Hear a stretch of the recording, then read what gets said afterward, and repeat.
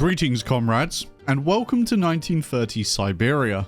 Today, I've been put in charge of building a workers' paradise out here in this frozen hell, where temperatures drop below -40, the trains do not run on time, and everyone is either an alcoholic or freezing to death. But hey, the well-being of our population is not important. What is important is harvesting the valuable resources this region has to offer and achieving Stalin's 5-year plan. For those that don't know what this game is, Workers and Resources is a city builder that's considered the Dark Souls of the genre, as one small mistake can cause your entire city to die. So with that said, I've given myself a single goal: to replicate the success of fellow comrade that guy from college in achieving Stalin's 5-year plan. In a gameplay sense, this means I'll be attempting to set up a profitable steel industry, a task that terrifies me as I have less than 100 hours in this game. But nevertheless, I picked the empty Siberian map, set my overall difficulty to these settings, and loaded into the game. Alright, the first thing we're going to have to do was to figure out where to build our republic. Since our goal was to produce steel, we needed somewhere that had a good amount of iron and coal, and as a bonus, somewhere that was relatively close to the Soviet border. After waving a coal mine about because we didn't have the research to locate resources on the minimap, I eventually gave up and decided to borrow the same location as college. With a relatively large amount of coal at the bottom of the mountain and iron ore on the top, this was the perfect place to build our glorious town. It was also right next to the main Soviet customs office, making it easy for us to both export our resources and buy electricity. Now, we couldn't just jump directly into producing steel. For starters, we needed thousands of workers to just produce the raw resources. Plus, we didn't even have the research to make steel. So for the time being, I was going to have to explore the raw resources until we figured out how to steel. With coal being at the bottom of the mountain, I thought this would be a great place to start. So I got to work planning out a mine, and 15 minutes later, we had a coal mine. The design was simple. The coal mine fed directly into a stockpile, which fed into a couple of processing plants, which fed into another stockpile, and finally into a train station. As you would probably guess, the plan was to transport it to the Soviet border by railway, since transporting it with road vehicles would be incredibly dumb, and anyone who does that should be ashamed of themselves. Anyway, another half an hour of sorting out roads, footpaths, rail, waste, water, sewage, and electricity, the coal mine was basically complete. Our next task then was to build the town to house all our brave workers. The plan was to build it on the other side of the river and connect the two by, you guessed it, rail. Because building your city next to the dirty, disgusting industrial buildings makes your population ill, and then they die. Placing down a central railway hub, I built our first housing block and everything our brave workers would need. A luxury apartment, a statue of Lenin, a football pitch, and finally the most important thing, the pub. But we're still not done. We need to supply them with water, electricity, sewage outlets, heat, and a whole load of other state infrastructure, which I may have forgotten. Finally, after nearly 2 hours of intense planned economying and 700,000 rubles spent, we were ready to populate our city. To get workers, we had to buy them, and when they arrived, they came with a whole load of needs. A majority of them we had already fulfilled, as they had somewhere to exercise, somewhere to drink, a supermarket to buy clothes and food, and a house of culture for, well, culture. The only thing we couldn't fulfill was religion, as this was the Soviet Union after all. Anyway, I managed to entice exactly 666 workers to our town. I don't know if this was meant to be a metaphor for what I had created, but shortly after their arrival, they were hoovered up and sent to work a 14-hour shift in the mine. Some of them were sent to our small heating plant, and some were sent to burn waste. And at this point, I thought things were going well, until I realized I had an unemployment rate of 31%, and a total of 7 people were working in the coal mine. Yeah, turns out having a single train wasn't going to cut it. Plus, I had forgotten to build a kindergarten, keeping another 50 people at home as they had to look after their kids. Then I realized I forgot to build a secondary school, and then someone had a heart attack and died. Turns out I also forgot to build a hospital. Anyway, I'd like to take a moment to celebrate our first delivery of coal. A delivery that netted us a whole 1,212 rubles.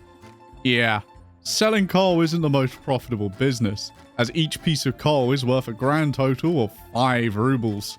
So if we were going to make this work, we were going to have to rely on flooding the market with large amounts of glorious Siberian coal before we ran out of money. This meant we needed more workers, which meant we needed more trains. Yes, it was finally time to explore the wonderful world of train signals.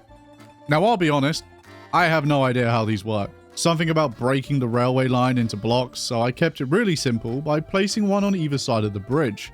And for our coal trains, I just made these horrible junctions and spammed railway signals everywhere until it kind of worked. However, with all the extra workers, we now needed some more mines. So we built another one and quadrupled our output to a massive 1,000 coal exported per month, netting us a total of nearly 6,000 rubles. And it was at this point, I was starting to feel proud about what I had achieved. Health was looking good, aside from that person who had a heart attack. People were happy, and I had done all this without having to take out a single loan. Don't get me wrong, we still had some small issues we needed to iron out. Like some people still couldn't get to work and happiness had dropped because someone's child died. But aside from that, I don't think Mr. Stalin is going to shoot me yet. Then, on the 20th of July 1930, the price of coal crashed. It dropped an entire ruble within a month. But to be honest, it didn't really matter. Our exports were pitiful as we had only made a grand total of 30,000 rubles while spending nearly $1 million building this town. But nevertheless, this was still annoying. What we should have been worrying about was the weather, as by September, the temperature had dropped below zero, and by October, it was well below -15. However, it was at this exact moment that all my trains decided to develop brainworms. For some reason, they kept trying to exit onto lines which already had trains, even though the others were free. Plus, the junctions were too small. So when a train tried to change lanes and got stuck for whatever reason, it would block all the other lines. I spent far too long trying to rebuild the railway and fix the train signals until I finally just kind of gave up. Look, I'm sorry, I'm just not smart enough for this. While I was trying to resolve the issue, the more observant ones of you may have noticed that my population health was rapidly declining, and my advisors were desperately trying to warn me. And I finally noticed when 286 people had already died. Well, that's not good. Panicking, I checked our population's health and discovered it had dropped to around 40%, because it turns out our little heating plant was not producing enough heat.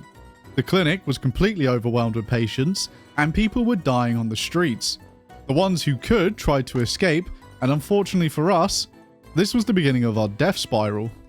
Even with my desperate attempt to replace the small plant with a significantly bigger one, it was already too late. People were unable to work because they were either sick or already dead, and by the time construction had finished, another 500 people had died. With our death count going up in real time, there was nothing I could do but watch our population count freefall until it hit zero. Well, shit. Yes, before you even say it, I am an idiot.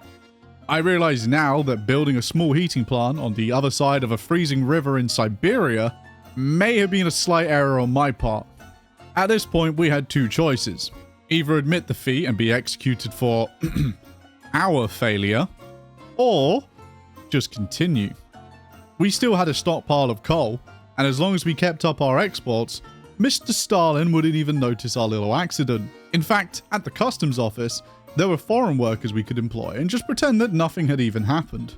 Throughout the winter then, I hired foreign workers to operate our coal mines while I fixed the many issues around the city, primarily trying to wrap my head around waste. I had figured out that you could burn everything except from construction waste. However, burning everything produces ash, which needs to be dumped outside to disappear. Once all the ash is gone, you're left with just construction waste, which can be transported to a recycling plant where it becomes gravel. By the time I had sorted all this out and a few other small issues like actually learning how railway signals work, it was finally spring. With the arrival of April, we were met with a surprise. The price of coal had skyrocketed. Now, I wasn't planning on repopulating our city until we were well into the summer, but with a global price of coal climbing, it was time to bribe a new wave of brave workers to operate our mines. Immediately, their health began to plummet, as workers still had to be transported over to our new heating facility. Thus began a race to get people in the plant before everyone froze again. Health dropped all the way down to 54%, and in my panic, I knocked down the clinic and replaced it with what I thought was a hospital. Ah, fuck, I built a fire station. Eventually, I did manage to get things back under control. With another death spiral barely avoided, the coal price climbed to a massive 12 rubles, and we were making nearly 3,000 rubles per delivery. Oh, look at that, 3,500 a load of coal. Are you kidding me? That's huge money. I'm going to be so rich. From this point onwards is what I dubbed the Summer of Progress. As our population surpassed 1,200 workers, coal exports had continued to rise, and our population was relatively happy. You wouldn't even have known a tragedy had happened in our glorious city. As our population continued to rise and rubles continued to fall, I had to dip into our secret reserve of US dollars to fund our construction, as our rubles were being put towards importing workers. The plan was to bring in enough workers so that during the next winter, we could reproduce faster than people dying of frostbite. I know it's not the best plan, but it's all I had. Before long, our Summer of Progress had come to an end.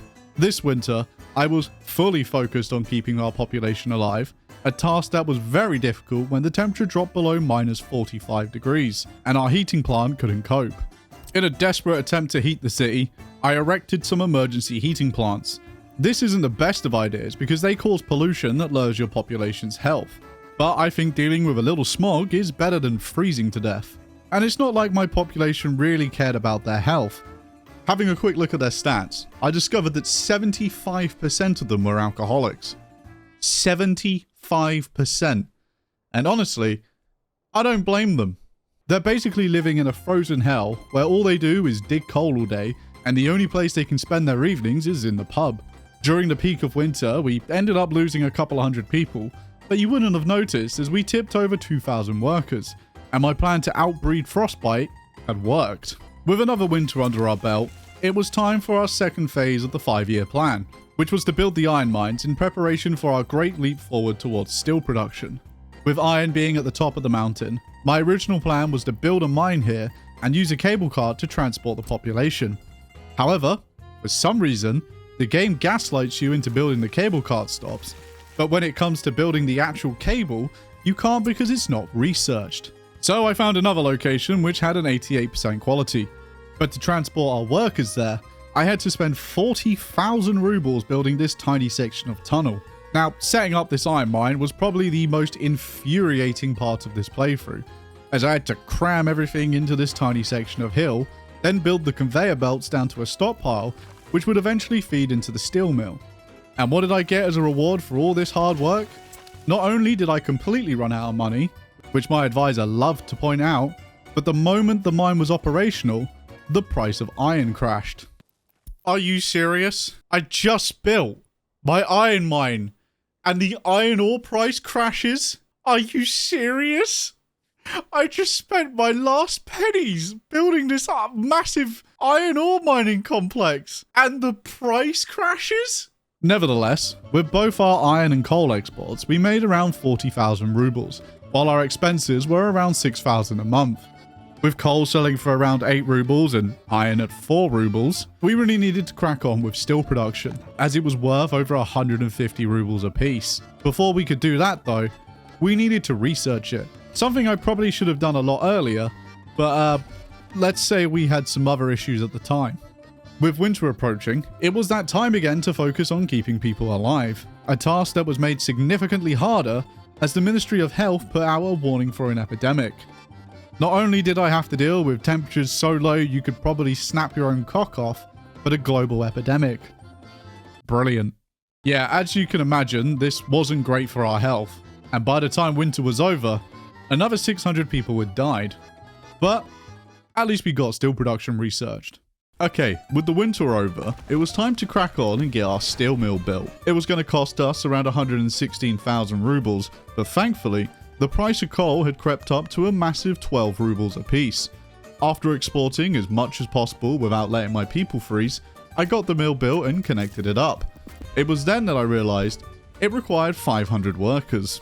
Yeah, this meant we needed another population boom. However, more population requires more state infrastructure, and one of the problems I was starting to run into was crime. So my small police station was quickly upgraded to a much bigger police station, and the prison began to fill up. In between the prisoners' re-education, they were put to work. I also reworked the railway, so we had a train going directly to the steel mill, alongside rerouting our foreign workers to go there too. And before long, we not only celebrated the arrival of our first train, but we managed to average around 100 workers at any given time. The steel was loaded up and delivered to the Union, netting us a grand total of 16,000 rubles per train. Technically, I had achieved our goal, but it was incredibly inefficient, as we were actually making less money than when we were just exporting the coal. Mostly because I was running into constant issues. Trains kept blocking up, not enough resources were being delivered, or it couldn't operate because there was too much waste. I'll be honest, waste was becoming a massive pain in the ass. I just couldn't get enough trucks to take the waste away, plus my facility was completely overwhelmed. So I just kind of gave up and started exporting it. Throughout the following winter, I got to work doing some rapid expansion. Every ruble I made was put to building more housing and importing more workers to feed into the mines. I'll be honest, all kinds of sensible planning was thrown out the window, as I was just trying to cram in as many houses as possible, making sure they were all within walking distance of the train station. I did take the time to build a medical university and research the many techs to help keep my population alive, alongside the ones that also increase our birth rate. By the time I had reached the end of 1935, our town looked like this, and we had a population of over 5,000 workers. And finally, we were making a decent amount of money. Well, decent in my opinion. I think in an ideal playthrough, from here I would focus on building consumer goods to bring down our imports. Maybe start importing some grain to fuel our own food and alcohol industries. But that might be for another time. In total, 5,177 people died to build this town, alongside another 227 that escaped. Most of the graphs look pretty good. For example, exports were up year on year, birth rates were up. However, the average life expectancy, yeah, that one could have looked a little better. Anyway, I think we can call Stalin's 5-year plan a glorious success. Don't get me wrong, we had our bad moments, but that doesn't matter as we had a functioning steel plant. As always, thank you to the people who fund these disasters. If you want to see more, leave a like as I plan on exploring some more games on this channel. And as always, we're